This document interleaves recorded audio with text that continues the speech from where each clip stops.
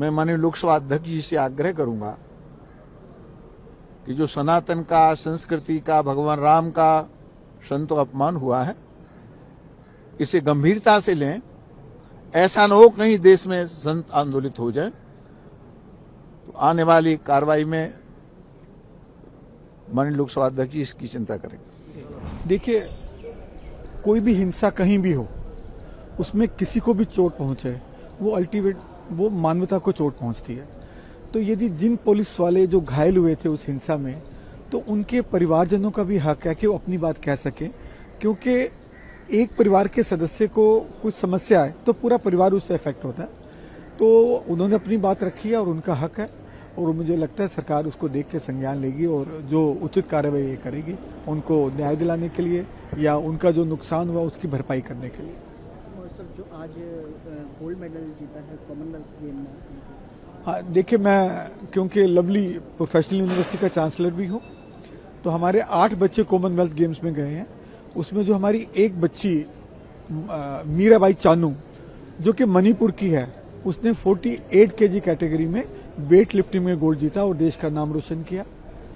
इसके साथ साथ एक हमारी और बच्ची जो कि वो भी मणिपुर की है, इंद्रयानी, उसने 58 केजी कैटेगरी में ब्रॉन्ज जीता और वो भी मणिपुर की है।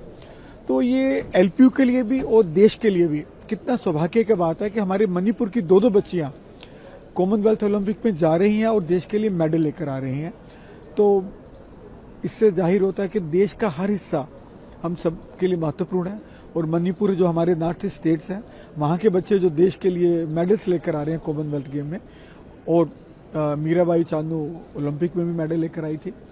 तो हमें उनको और प्रोत्साहित करना चाहिए और उनकी मदद करनी चाहिए जो भी हम कर सकें। और ये हमारे दोनों ही स्टूडेंट्स हैं, एक मीराबाई चानू एमए की स्टूडेंट्स है, और इंद्रयानी जो है जो 58 के कैटेगरी में गोल्ड लेके ब्रॉन्ज लेके आई है, वो बीए की स्टूडेंट है। प्रधानमंत्री जी डे 1 से इस इशू को, जब ये घटना हुई, चाहे एग्जाम कराना हो टाइम पर, चाहे कानून लाना हो, चाहे हाई पावर कमेटी कॉन्स्टिट्यूट करना हो, कल जो उनका स्टेटमेंट आया है इसको लेकर के, तो अब जो 13 एक्यूज थे उन चार्जशीट उनका हो गया और टाइम बाउंड उनको सजा मिलेगी नए कानून के तहत। कल दोनों हाउस से पास भी हो गया है। अब इस फील्ड में जहां भी, और क्योंकि इसको ऑर्गेनाइज क्राइम माना गया, सिर्फ जो पेपर लीक करते हैं नहीं, जो सारे जुड़े हुए हैं, कोई कॉपी करने के लिए बैठा हुआ है विद्यार्थी, सबको इसमें इंक्लूड कर लिया गया है। तो अब इसमें बचेगा नहीं और हार्शेस्ट पनिशमेंट मिलेगा उसको, ये पार्ट। और जो हमने कहा कि ये कमेटी का रिपोर्ट आने के बाद ह्यूमन इंटरवेंशन बहुत कम हो जाएगा, टेक्नोलॉजी का ज़्यादा यूज होगा, तो ये होने से ऑलमोस्ट फुल प्रूफ एग्जाम की तरफ बढ़ रहा है। अब प्रधानमंत्री जी जितनी संवेदनशीलता से इस सारे इशू को एड्रेस किए, देखे, तो वो अप्रिशिएबल है। और मुझे लगता है कि छात्र और युवा के कंसर्न को इस दोनों चीज आने से वो एड्रेस हो गया।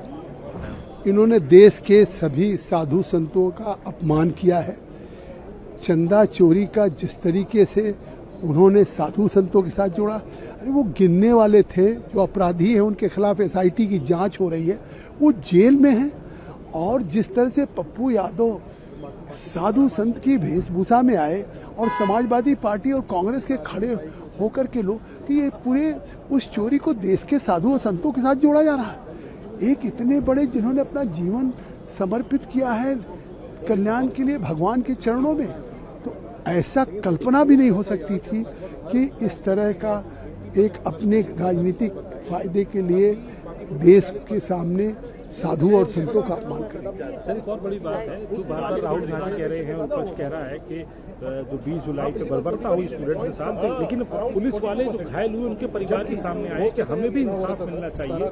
रिटायर्ड एसीपी के परिवार आए, सब इंस्पेक्टर के, उनकी बेटी आई सामने। स्वाभाविक है, लेकिन एक आंदोलन हुआ, चाहे छात्रों पे या जिस तरह पुलिस पे, स्वाभाविक है जो परिस्थितियां वो थी। लेकिन आज जिस तरह से अब राहुल गांधी पोस्ट करके छात्रों को भड़काना चाहते हैं कि छात्र चुप बैठने वाले नहीं हैं, तो इससे साफ है कि वो केवल देश के युवाओं को, छात्रों को भड़का करके और देश में एक आंदोलन पैदा करना चाहते हैं। सारी मांगें मान ली गई, सारी बातें पूरी हो गई, कानून बन गया।